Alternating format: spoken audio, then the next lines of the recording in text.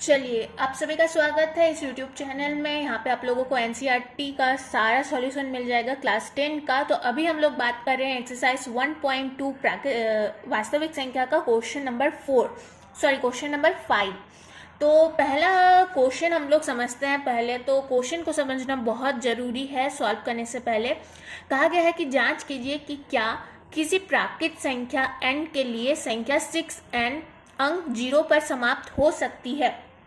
यहाँ पे हमसे प्रश्न पूछा गया है कि किसी प्राकृत संख्या n के लिए संख्या 6n, 6 पर कोई घात होगी, कोई संख्या होगी जो कि प्राकृत होगी।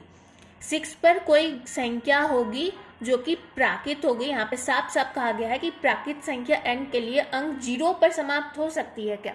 देखिए, प्राकृत संख्या मैंने आप लोगों को पहले ही समझाया है कि प्राकृत संख्या, वास्तविक संख्या, अवास्तविक संख्या क्या होती है, पूर्णांक क्या होता है, अभाज्य, भाज्य, गुणनफल, गुणनखंड, पहले ही मैंने आप लोगों को चैप्टर शुरू होने से पहले ही समझा दिया है। तो आई होप आप लोगों को प्राकृत संख्या को लेकर कोई कंफ्यूजन ना हो। अगर कंफ्यूजन होता है तो आप लोग कमेंट बॉक्स में कमेंट कर सकते हैं, मैं कमेंट का रिप्लाई जरूर करूंगी। तो देखो, यहाँ पे मैं बेसिकली बताती हूँ कि प्राकृत संख्या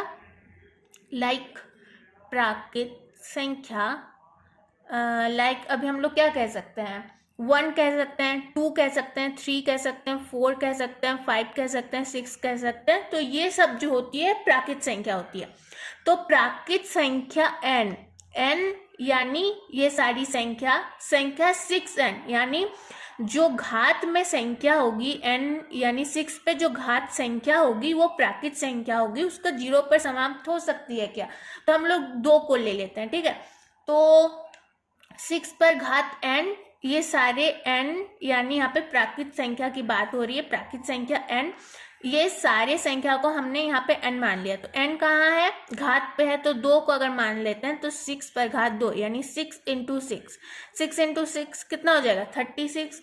तो 36 हो गया। चलिए बना लेते हैं पहले, 6 पर घात 3 करके देखते हैं, यानी 6 इंटू 6 इंटू 6, 6 छके 36 और 6 कितना हो जाएगा, 6 18 19 20 21 216।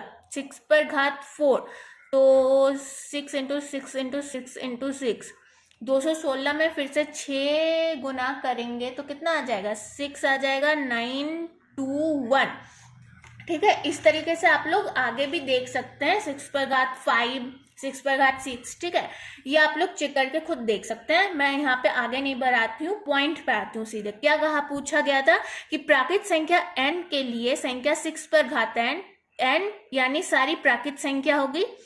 तो 6 पर घात 2 36, 6 पर घात 3 216, 6 पर घात 4 1296, 6n पर घात अंक 0 पर समाप्त हो सकती है, ये पूछा गया है। यहाँ पे समाप्त कौन सी संख्या पे हो रही है, 6 पे हो रही है, यहाँ भी 6 पे हो रही है भाई, यहाँ भी 6 पे हो रही है। यानी जब भी हम क्या काम कर रहे हैं कि 6 पर घात में कोई प्राकृत संख्या रख रहे हैं, जैसे 2 रखा हमने, 3 रखा, 4 रखा, ये सारी प्राकृत संख्या है कि नहीं, प्राकृत संख्या बिल्कुल है भाई।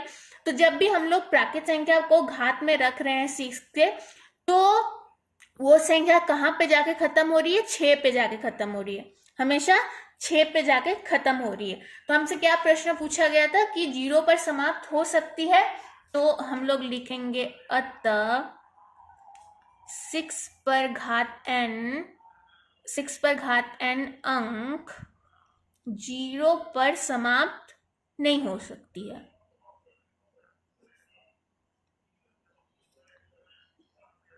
हो सकती है, एंड दैट्स इट। और कुछ हमें इसे आगे बढ़ाने की जरूरत नहीं है। आप लोग चाहे तो 6 पर घात 5, 6 पर घात 6 ऐसे लेके देख सकते हो, कोई दिक्कत वाली बात नहीं है। तो आई होप आप लोगों को समझ में आ चुका होगा। कहीं भी प्रॉब्लम होता है तो कमेंट बॉक्स में कमेंट करें, वीडियो को लाइक करें, दोस्तों के साथ शेयर कीजिए, एंड बस आज के लिए इतना ही।